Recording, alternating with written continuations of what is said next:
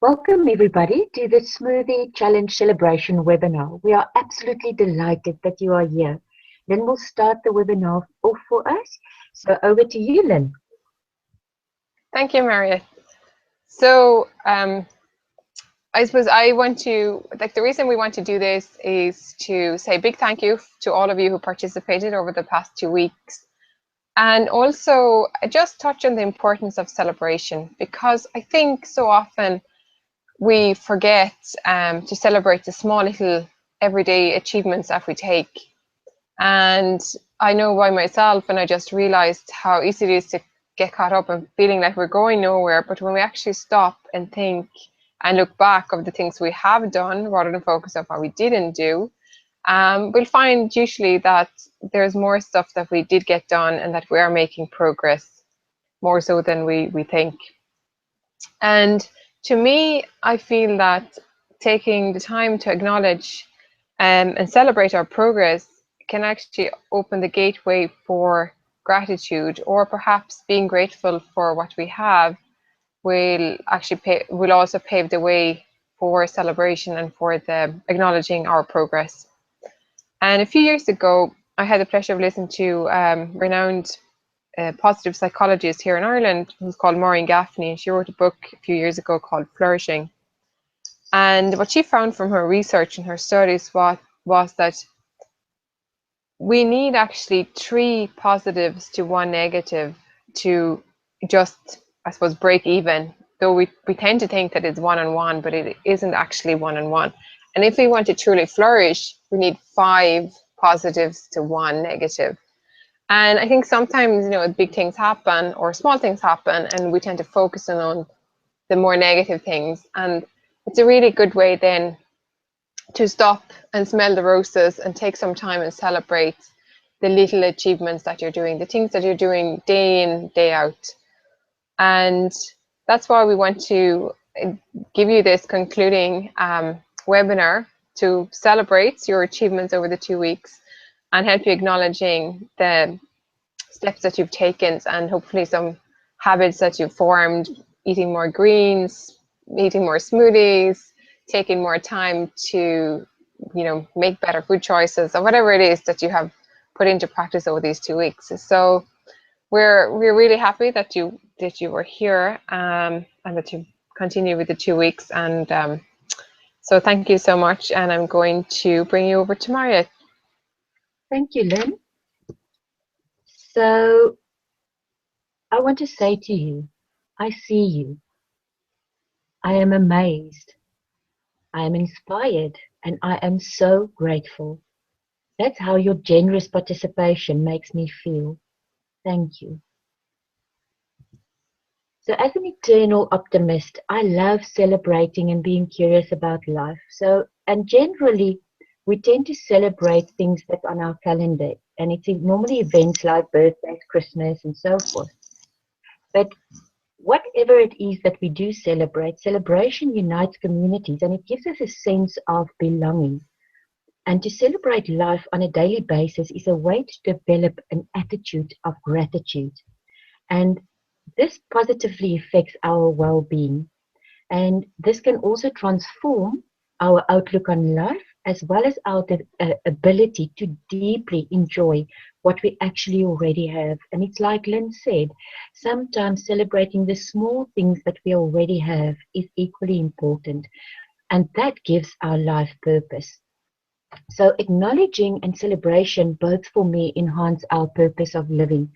And acknowledgement validates who we are. It implies that we are a valuable part of someone's life, or a valuable part of a family, and a valuable part of a community. So we value you and we acknowledge you. And the effects of this acknowledgement or celebration gives us a sense of self-worth. It gives us a sense of excitement, as well as a paying it forward type of behavior. And I must share with you an example of deep acknowledgement and celebration for me is, or I find in a movie that I absolutely love called Avatar. And the native people use the phrase, I see you. And this for me is such a beautiful acknowledgement of a heart-to-heart connection. and an honoring of each other's essence at its very core. So again, I would like to say to you, me and Lynn, we see you.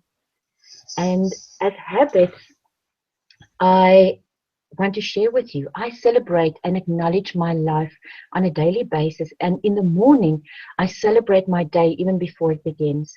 So before I get out of bed, I scan my inner landscape and I am grateful and identify the things that obviously I have reason to be grateful for.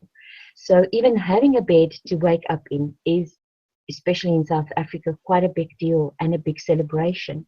I also acknowledge that I'm doing my best and I notice this. Then during the day, I celebrate my life by paying it forward. It could be just by giving someone a smile or a thank you or any gesture of kindness. And this also includes kindness to myself. And even appreciating the negatives for me is an opportunity to celebrate my resilience and acknowledging the effort I am making and that I truly appreciate. And then by the end of the day, I count my blessings as a celebration. And before I lay my weary head down to really fall asleep, I focus on the good things in my life and say thank you. So again, thank you everybody for being here. And I would like to say for me, it is about reflecting back your brilliance so that we can see you. Over to you, Lynn. Thank you very much, Maria.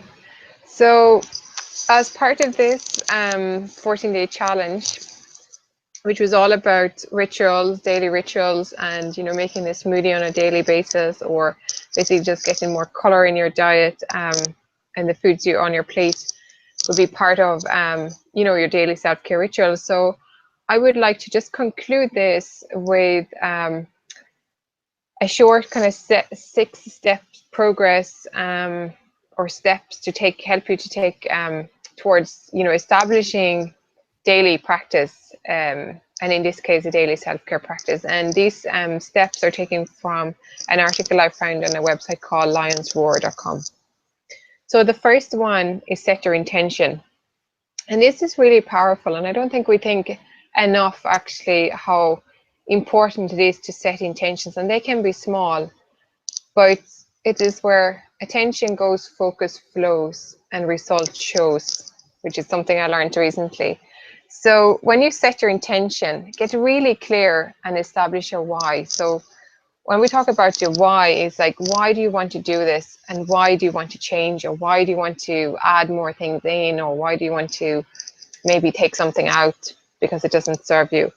And the key here is, I think if we just focus on one thing at one time, that makes it more likely that we're going to follow through and that we're going to stick with it. But also, the more specific you get with why you want to do something, the more likely you are to do it.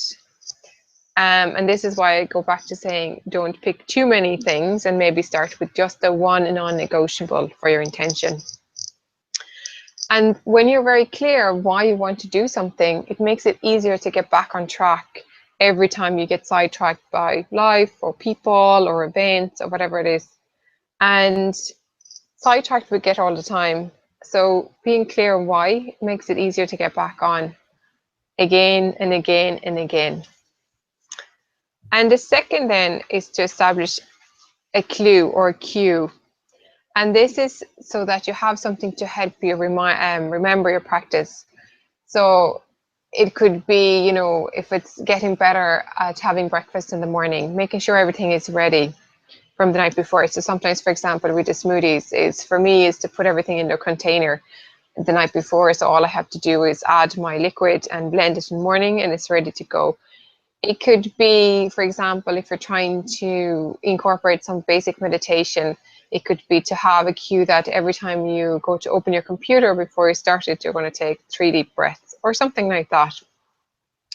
Or sometimes we'll have bigger cues, which is what we call planning and writing things down in our diaries. And you might be like me, setting reminders on your phone with little alarms, and there are cues as well to do so.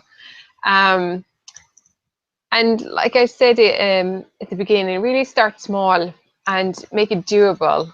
And I think the thing is that consistency is really key, and that's why it's important to just do one thing at the one time, because if you're consistent, then that's how you build your habit. So I would definitely say consistency is key, or perhaps it's even king. Round up your supplies, and that would mean, depending on what your practice is or what it is you're trying to establish, it's just again to making sure that you have everything on hand. So if your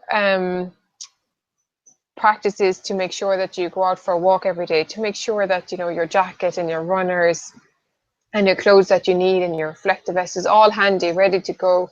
And if you're walking after work, making sure that you have everything packed in the car, maybe the night before, and so on, so that things are organized. And that's going to make it easier, because we might have enough excuses to stop us from doing what we want to do. So having our supplies or being organized basically is going to help. Do your practice. So this means, I think, that you need to basically do it. And a few years ago, I came across this brilliant quote by a guy who is a personal trainer. And what he said is that our mind control our actions, but our actions control our results.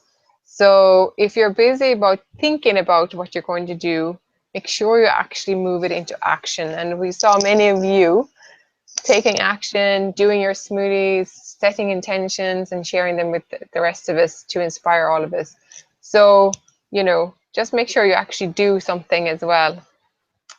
And reward yourself. And we've spoken about this earlier today. And, celebrate. And sometimes we think of celebration that it needs to be something big, that we need to buy ourselves something nice, or do something, or have something, or eat something. But it can be as simple as just acknowledging that we have done something, or that we did something, and that we're trying to build a new self-care practice into our lives.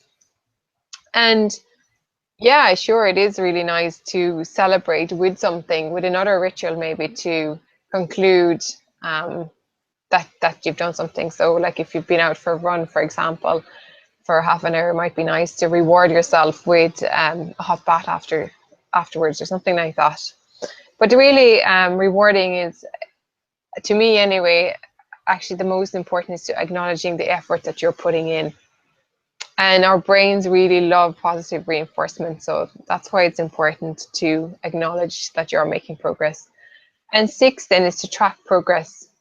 And this could be done by keeping a journal or a diary, or even, some people like having little boxes that they take or fill in. And it helps sometimes to have something, I think, visual to track your progress. So whether you're keeping a journal or a food diary, or you're rating your energy levels or your fitness levels, because I see it with myself, but I see it with clients as well, that sometimes we forget how far we've come because the goalpost keeps moving. And that can also then make us feel that we're not making progress or traction. But we are. It's just that, we don't see it. So having something kind of external to keep tracking those cues can be really helpful to make sure that, that you are moving forward and making progress. And if I can maybe just add, Lynn, I think Mm-hmm. we saw beautiful tracking of your progress through the selfies that you posted in the in the selfie playground. So that is also a wonderful way, and a quick, easy way to track your progress is to take little photographs of yourself or your self-care practice that you are practicing on a daily basis. Absolutely, I think that's a great way of doing that, because we have something kind of tangible that we can keep track of. So yeah, thanks for that, Maria. So over to you to bring it all to a close.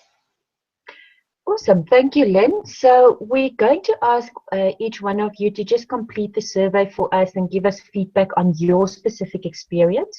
And you will find the link below the recording. And also, please refer all your friends to join the Facebook Selfie Playground, because we would love to embrace more of you to take great self-care of you taking care of you. So thank you for being here, and we'll meet you on the Selfie Playground again. Yeah, and keep an eye out for what's coming up next, because there will probably be most likely something coming up in the next few weeks. So, and thank you again for participating. Awesome. Cheers, everybody.